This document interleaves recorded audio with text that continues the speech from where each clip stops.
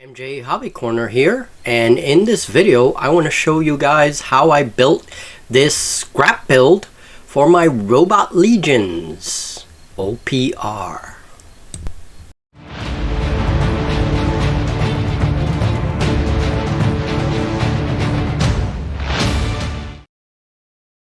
Hi guys, well first let me just say that this is not a step-by-step video. This is a short introduction to this 2-day build, and this was heavily inspired by Necron wraiths.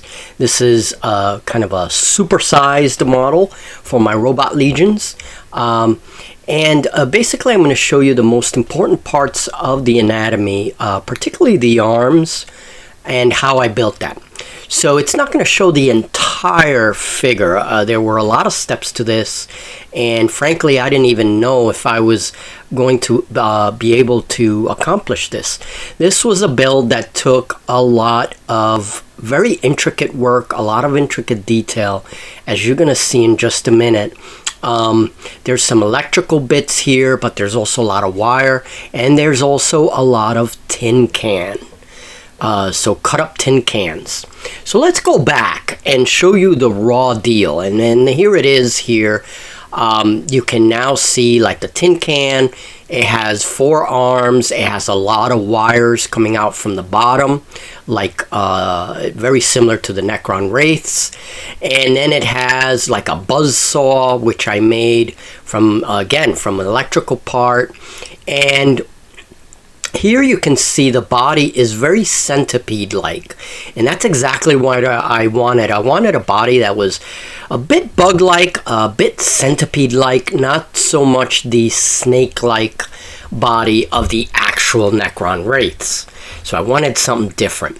I also gave it an arm with very long fingers. So let's talk about the materials. Now I used spray bottle parts. You'll see that in a minute.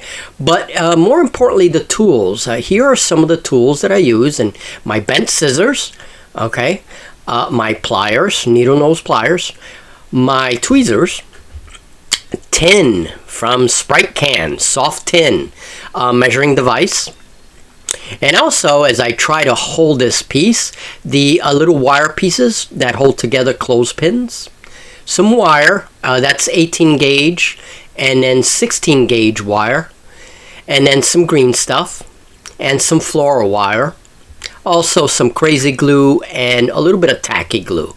And these are just things that I switched, you know, from time to time.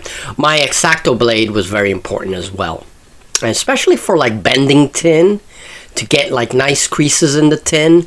It was very important for that. Oh, let's not forget toothpicks. There were a lot of little dowels and picks in this build. Also very important is a skull from a dollar store necklace for Halloween. I've been saving those. And my tube, which is one of the pieces from a spray bottle. And this was very important because I actually stick my wire in there, a bouquet of wire, in order to make the bottom of the beast. So talk a little bit about detailing. What I'm showing here is the breastplate, and I use a little bit of cut up cable tie as a detail. And this is the shape of the breastplate. It's kind of complicated, and this way I get to bend it. And this is all tin from a can. And then also on the dorsal side I added some wires, exposed wires, just to give some detail, right, and connected them to the little electrical pieces that I used, and that gave the dorsal area some good detail. And then let's talk about building arms. So what I just talked about was just very brief, the details that I added, right? But to build the arms, I use wire, and this is my 18 gauge wire. And basically I take a piece that's a little over, this one was about 4 inches. I actually cut it down to 3.5. And then I fold it. I fold the wire as if it were a paper clip. All right, and one end of these, the folded end is going to be the front of the arm, and the other end is going to be attached to a little dowel. to form the base of the arm. So then I took, this was a bit from some very old necron bits that I had. I don't have the bits anymore. It was those little glow, kind of green tubes that you used to put on the necron rifles, right? So I had some of that in sprue form, and I cut it up and kind of filed it a little bit, and then attached it to a little dowel, right? I cut up a toothpick and filled it with green stuff. Just wrapped it around with green stuff, and then attached that little rod, glowing rod to it. And then notice how I bent the wire to form the arm, and then this holds the whole. This is like a blade that I made, so it holds it all together. And then I add a little bit of tin at the base of this blade, right? And that's to give it a little more detail. And it kind of, that little piece of tin gets inserted right into the green stuff. You can see the base of the arm as well, how it's wrapped in green stuff. And then I added this extra bit. This was actually a clear sprue. I don't remember where this came from, but it had these nice round knobby ends, and I used those to give a little detail like a joint, right? It's always nice to show that. And so now we're going to talk briefly about the hand, and this was a complicated piece. I started with a tin plate that I cut, and that's what I'm showing now. Then some tiny wires glued to that tin plate with crazy glue to give a little detail, and some green stuff on the wires that form the fingers. That again is just to give the illusion that there's joints there. Then there's a tiny dumbbell joint which I made from scratch, and that completed the hand. That went at the base of the wrist. And this is a picture of that little tiny dumbbell. I used a little spray bottle tube and cut it up, and then stuck it. The middle part is a tiny little toothpick, and stuck everything together with glue and made this little dumbbell.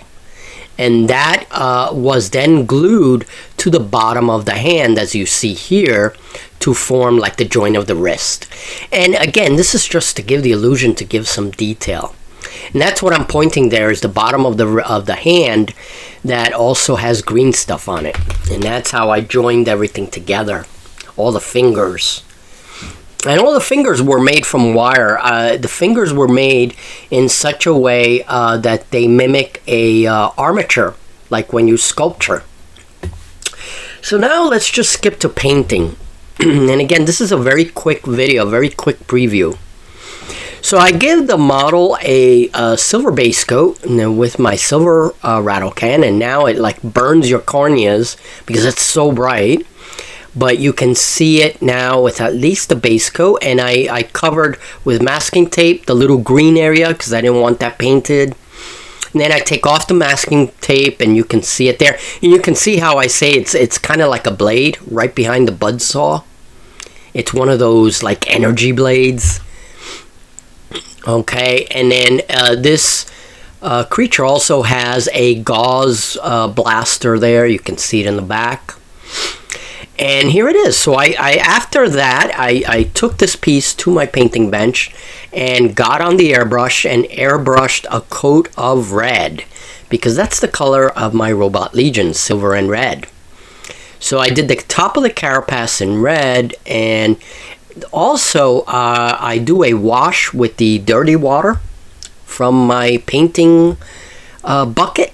All the dirty water, add a little bit of India ink, black ink, and then put that in my airbrush and wash the whole model. And that really dullens it and gives it like a little bit of pre-weathering. And the eyes, there goes those sinister eyes. I did that with a little bit of that really bright green paint that I had from Privateer Press, and it just gives it that nice kind of like energy look, right?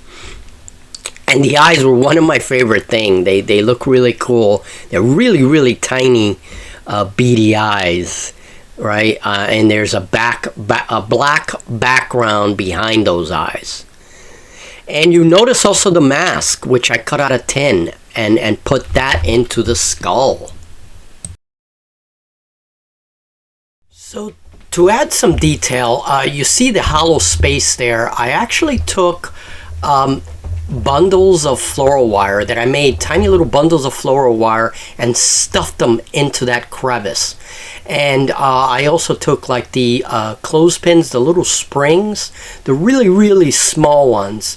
I trimmed them up and then stuffed the springs in there as well. So when you're looking through the hollow portion of the model there, what you see is all this wire, you know, going in and out, and kind of, it really gives it a cool detail. And again, you know, I painted some of that with that glowing paint just to have a little bit of like energy, you know, going through the wires, right? But that was, I'm glad I did that, because then you would just have an open hollow space there. And, you know, this way I don't have to close it up or anything. I could just, you know, add those wires, and it's kind of like the guts of the beast. So it was a neat trick. As I was painting, I couldn't wait and actually put the model together with the rest of its companions. And here is my Robot Legion army with some of the scratch builds and some of the original models. And there's that supersized wraith thing that I just built. And it's going to be facing off against that mech and those battle brothers. So I just couldn't wait, put them together, see how they look together, and especially the new scrap build. You know, it towers over those original wraiths there. I mean, look at how big it is. And that's what I loved. I also want this thing to kind of come out of the ground. I'm going to think about that for a minute, you know, see how I can use that rule. So future project with the same technique, we're going to be exploring starships, which of course I make using bits and pieces of tin and clothespins as armatures. Where this is the super tank that I build, and future tanks I want to start using this tin technique to make the armor. Okay. And for Navy ships, one of the things I want to do is use the same tin technique, but also we want to make some airships out of tin. Same technique that I'm using over and over. For my foam builds, like this elf hovercraft, I think would benefit from the tin technique as well. So we're going to be exploring all that. Alright folks, thanks for watching. This was a very short video. I hope you enjoyed it. I really enjoyed this build. More builds coming very soon.